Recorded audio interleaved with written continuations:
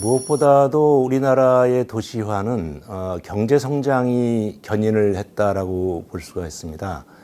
우리나라의 경제 성장은 예를 들어서 1964년도에 1인당 그 국민 소득이 약 100불 수준이었는데 30년간에 약 100배 이상이 증대됐습니다. 이럴 정도로 세계에 이제 유례 없는 급속한 경제 성장이 있었기 때문에 그러한 경제적인 역량을 가지고 인프라를 공급하고 주택을 공급하고 할 수 있는 그런 그 기반과 역량이 생겼고 또 그렇게 해서 이루어진 도시화는 또다시 경제 성장을 견인하고 이런 이제 선순환 과정이 있었다라는 거가 가장 큰 직접적인 원인이라고 볼 수가 있고요. 도시화가 아주 빠른 시간 내에 이루어지다 보니까 부작용도 어쩔 수 없이 발생을 했습니다.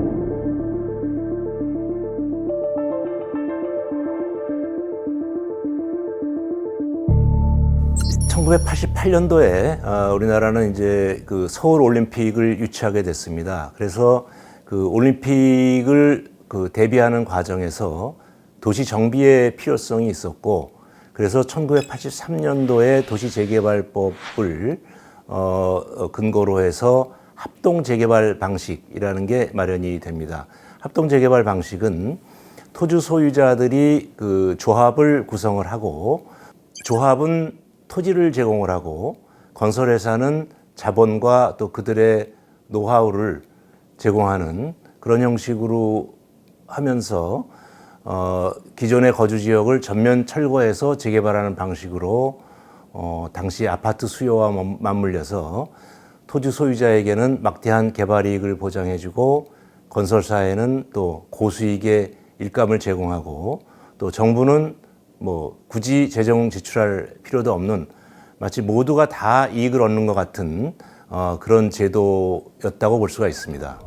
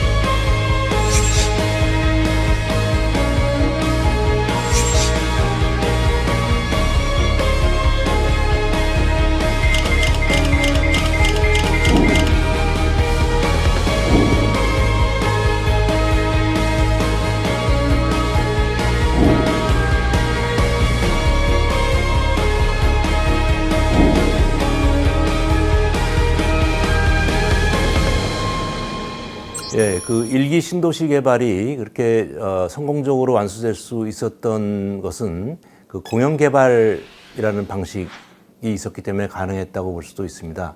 공영 개발은 그때 당시 특별법으로 만들었던 택지개발촉진법에 근거해서 공기업이 그때 당시에 이제 토지개발공사였습니다. 공기업이 토지를 수용하고 택지 공급 위주로 개발을 해서 민간 건설회사에 매각하는 그러한 방식이었습니다.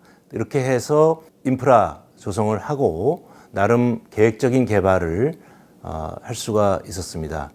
그 외에도 선분양 같은 그런 금융 시스템의 역할도 크게 작용을 했습니다. 선분양 시스템은 한국의 어떻게 보면 독특한 그런 재원 조달 방식인데 아파트에 입주할 사람에게 미리 중도금이라든가 이렇게 돈을 받아서 건설회사가 완전하게 자본이 마련되어 있지 않아도 사업 추진이 가능하게 하는 그러한 방식이라고 볼 수가 있습니다.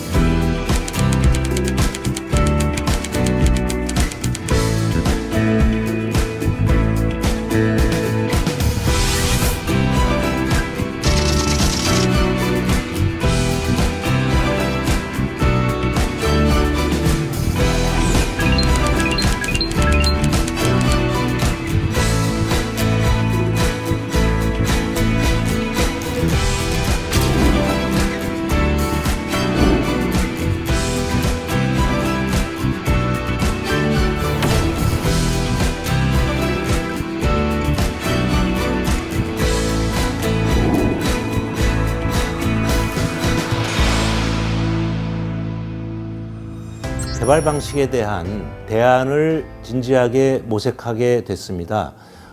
그래서 종전에 물리적인 그런 환경 정비 위주의 개발이었다면 사회, 문화, 경제 등 이런 좀 통합적인 그런 접근 방식이 필요하다라는 그 생각들이 모아졌고 또 시대가 바뀜에 따라서 저출생 또 이 저성장 시대, 또 고령화 시대 이런 것들을 수용할 수 있는 도시 재생이라는 그러한 방식으로 도입이 됐습니다.